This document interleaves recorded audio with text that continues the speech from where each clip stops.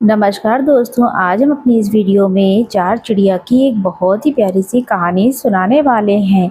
एक समय की बात है, चार चिड़िया एक पेड़ पर रहती थी। वो चारों एक दूसरे की पक्की सहेली थीं। कार्तिक शुरू होने से पहले एक चिड़िया ने दो औरतों को बातें करते सुना। वो औरतें कार्तिक माह के नियम, व्रत और उनके किए जाने वाले नियमों के बारे में चर्चा कर रही थी। चिड़िया को सुनकर ये सब कुछ बहुत अच्छा लगा। उसने अपनी सहेलियों को कार्तिक स्नान के लिए तैयार कर लिया। चारों चिड़िया कार्तिक के महीने में गंगा जी के पास में एक पेड़ था, वहाँ पर रहने लगी। वो चारों गंगा जी में नहाती, पूजन करती, व्रत करती। ऐसे ही पूरा कार्तिक का महीना बीत गया। प्रतिपदा के दिन उन्होंने खिचड़ी बनाने के लिए घी, दाल और चावल इकट्ठा किए और खिचड़ी भी बनाई और सभी लोग नहाने चली गईं। पहले एक चिड़िया नहाकर आई, उसे बहुत तेज भूख लगी थी।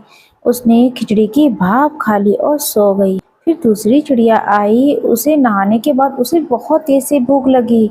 उसने खिचड़ी का थोड़ा सा पानी पिया और वो सो गई। इसके बाद तीसरी चिड़िया आई, उसे भी बहुत भूख लगी थी।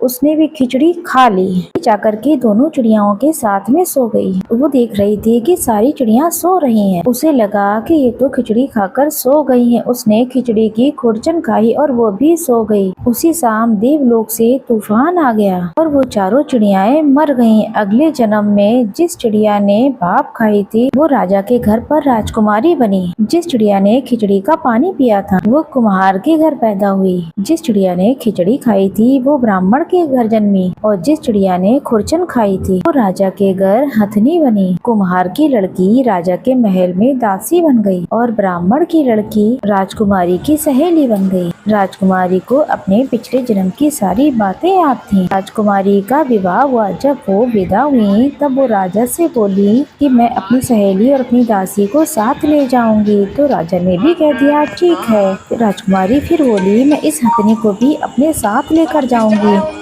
राजा ने सैनिकों से कहा हथनी को ले आओ, पर हथनी तो उठी ही नहीं। तब यहाँ पर राजकुमारी ने हथनी के कान में पिछले जन्म की सारी बातें कही। ये सुनते ही हथनी खड़ी हो गई। ये सब देखकर जो राजकुमार राजकुमारी को ब्याहने के लिए आया था बोला तुमने इसके कान में क्या कहा? ये तुरंत ही खड़ी हो गई। मुझे बताओ तुम कौन हो? राजकुमारी ने राजकुमार को अपने पिछले जन्म की सारी बातें बता दी। राजकुमार बोला कार्तिक नहाने का इतना फल होता है कि चिड़िया को मनुष्य की योनि मिल जाए, तो हम भी इस वर्ष जोड़े के साथ में कार्तिक स्नान करेंगे और खूब दान पुण्य करेंगे। राजकुमार और राजकुमारी जोड़े से स्नान करते हैं, जिसके फलस्वरूप इस लोक के सुखों को भोगते हुए अंत में उन्हें वैकुंठ की प्राप्ति हुई। हे ठाकुर जी, जैसे ही आपने राजकुमार और राजकुमारी को वैकुंठ का स्थान प्राप्त हुआ, इस कहानी को कहते और सुनते और हुंकार भरते सभी पर अपनी कृपा करना। बोलिए कार्तिक महाराज की जय।